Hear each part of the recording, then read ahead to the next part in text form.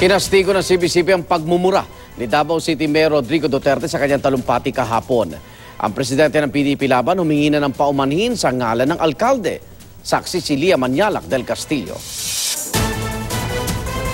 Kilalang palamura si Davao Mayor Rodrigo Duterte pero meron pa ring mga nabigla nang pati si Pope Francis minura niya nang maipit ang alkalde sa traffic noong pagbisita ng Santo Papa. Gusto kong tawagan. Buwi ka na.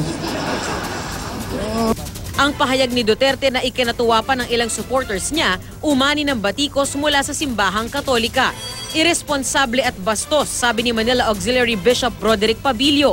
Insulto daw ito sa mga taong nagpasensya noong pagbisita ng Santo Papa ayon kay Bishop Ruperto Santos.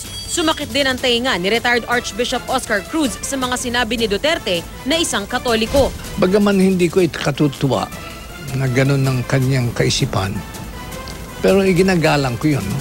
Ibig sabihin, kung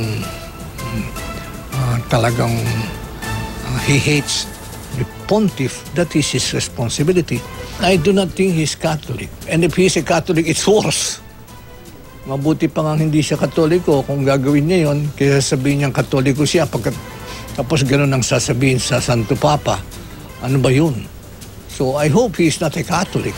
Inilahad din ng netizens ang kanilang pagkadisgusto hindi lang sa kanyang pagmumura, kundi pati sa tila pagmamalaking meron siyang mga girlfriend at pag-aming pumapatay ng mga kriminal. Sa isang pahayag ni CBCP President Archbishop Socrates Villegas, mistulang tinawag niyang korap si Duterte. Hindi lang daw pagnanakaw sa kaban ng bayan ang maituturing na korupsyon, kundi pati ang pagpatay, ang pakikiapid at ang pagiging bulgar. Kapag raw natatawa na tayo sa kabulgaran, tunay raw na nagiging malahalimaw at barbaric na tayo bilang mga tao. Inihingi naman ng paumanhin ni PDP Laban President at Senador Coco Pimentel ang standard bearer ng kanilang partido. On behalf of the party, kami po humingi ng understanding. Matagal na po namin nasabihan na bawas-bawasan ang pagmumura. In due time, you will see the adjustments. Dagdag pa ni Pimentel, hindi raw itinatago ni Duterte kung ano ang tunay niyang pagkatao. Hindi raw ito natatakot matalo at bahala na ang taong bayan humusga pagsapit ng eleksyon.